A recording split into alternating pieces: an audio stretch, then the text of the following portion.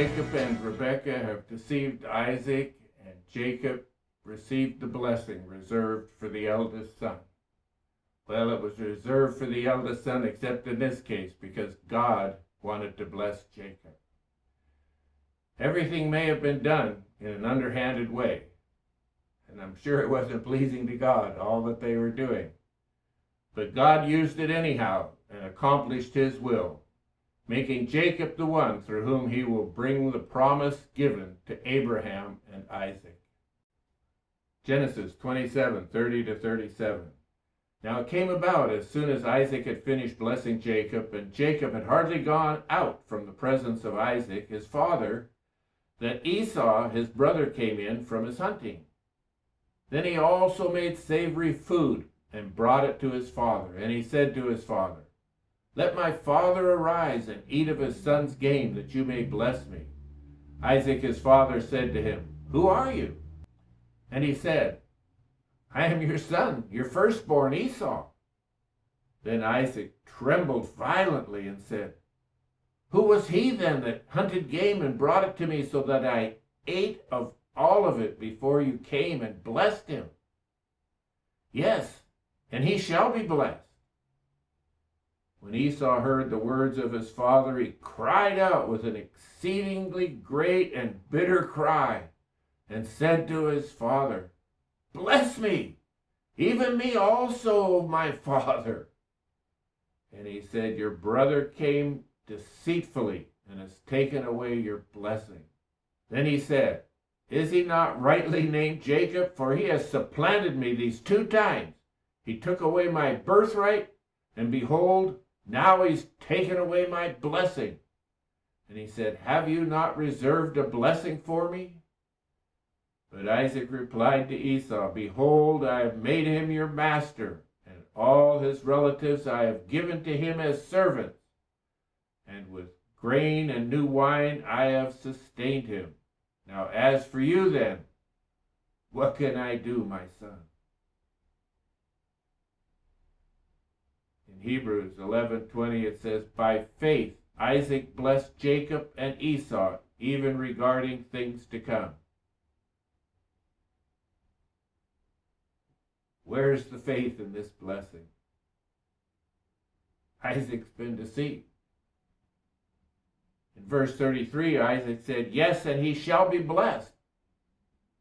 Well, even though Jacob had deceived him, and he realized by faith that Jacob would be blessed by God just as God had said, Isaac had tried to change God's plan and give the blessing to Esau. Isaac's trembling because his deception was found out and God was victorious. And Esau, he's blaming Jacob for taking his birthright and his blessing. In reality, Jacob didn't take his birthright. Esau sold his birthright to Jacob for a bowl of pottage. The blessing was not his in the first place, but it belonged to Jacob. He wasn't stealing Esau's blessing. In fact, through Isaac was stealing Jacob's blessing to give to Esau. Genesis 27:38-40. Esau said to his father, "Do you have only one blessing, my father? Bless me, even me also, my father." So Esau lifted his voice and wept. Then Isaac his father answered and said to him, "Behold, away from the fertility of the earth shall be your dwelling, and away from the dew of heaven from above. By your sword you shall live, and your brother you shall serve. But it will come about when you become restless that you will break his yoke from your neck." So Esau lifted his voice and wept. In Hebrews 12:16-17 it says that there be no immoral or godless person like Esau, who sold his own birthright for a single meal. For you know that even afterwards, when he desired to inherit the blessing, he was rejected, for he found no place for repentance, though he sought for it with tears. Isaac has let Esau know that he's going to be a desert dweller. Edom had only a small strip of land that received sufficient rain for farming, mostly all desert. Edom exported salt and balsam and relied on trade between Egypt and Arabia. They weren't farmers. And what does it mean when Jacob said, "You will break his yoke from your neck"? Well, this occurred when the Edomites moved south and began their own nation. Eventually, the Edomites were driven out of their own country and near the end of the 6th century BC, and they lived in the Negev. They never became a country again, and they were pretty much always the enemies of God. In Genesis 27:41-45, it says, "So Esau bore a grudge against Jacob because of the blessing with which his father had blessed him. And Esau said to himself, 'The days of mourning for my father are near. Then I will kill my brother Jacob.' Now when the words of her elder son Esau were reported to Rebekah, she sent and called her younger son Jacob and said to him, 'Behold, your brother Esau is consoling himself concerning you by planning to kill you. Now, therefore, my son, obey my voice and arise, flee to Haran to my brother Laban. Stay with him a few days until your brother's fury subsides, until your brother's anger against you subsides, and he forgets what you did to him. Then I will send and get you from there. Why should I be bereaved of you both in one day?'" There's Esau. He's like Cain. It's no wonder God hated him. He wants to kill his brother.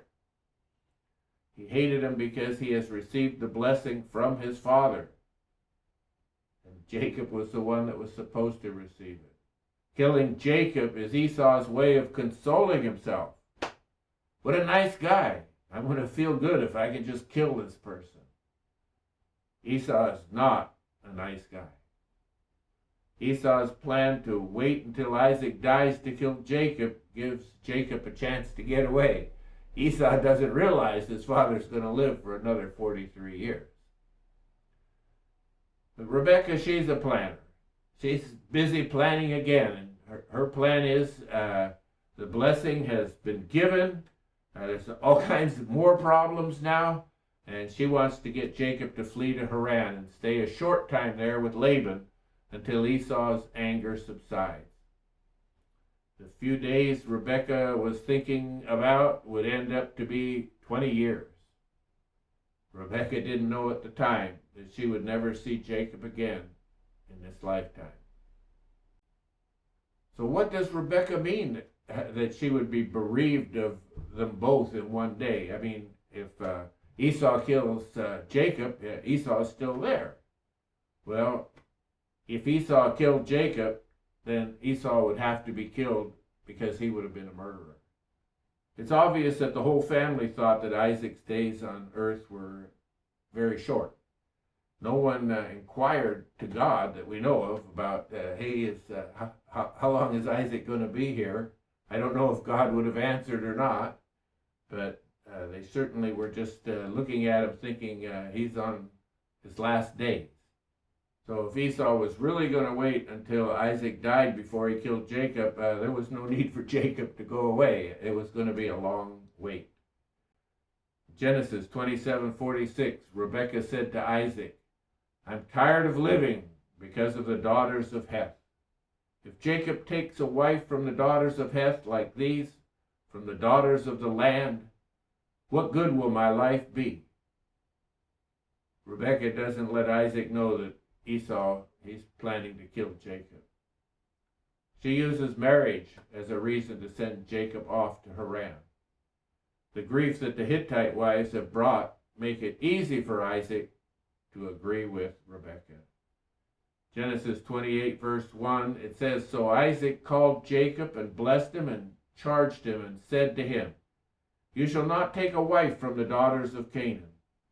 Arise, go to Padan Aram, to the house of Bethuel, your mother's father, and from there take to yourself a wife from the daughters of Laban, your mother's brother. May God Almighty bless you and make you fruitful and multiply you, that you may become a company of peoples. May he also give you the blessing of Abraham, to you and to your descendants with you, that you may possess the land of your sojournings, which God gave to Abraham.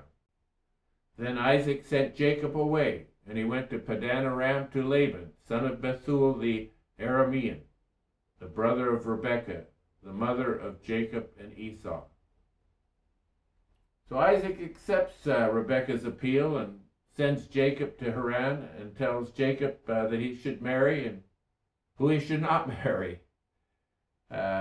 Isaac is doing what he should have done years ago. I mean, Abraham sent his servant to get a wife for Isaac, and that's Rebekah. Abraham didn't want Isaac to go to Haran in case he stayed and didn't come back to the promised land. Isaac's different, and he sends Jacob to Haran to take a wife from his mother's family.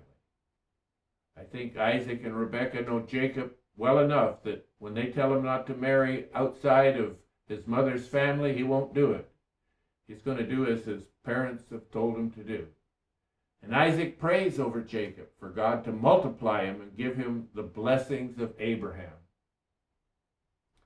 Isaac has finally succumbed to God's plan. The older shall serve the younger. Sometimes it takes a lot for God to work in our own lives to bring us around to that place where we will be obedient to his plan. And Isaac, he now recognizes Jacob as the heir of promise. Esau, he's been set on the back burner. Isaac will never again seek to promote him above Jacob. God has chosen Jacob to be in the lineage of Christ. And Isaac acknowledges that Jacob is the one to receive the covenant that God made with Abraham and himself. In Hosea 12:12 it says, "Now Jacob fled to the land of Aram, and Israel worked for a wife, and for a wife he kept sheep." Jacob was a worker, and Jacob went with nothing. And in the next episode, we'll see how he does.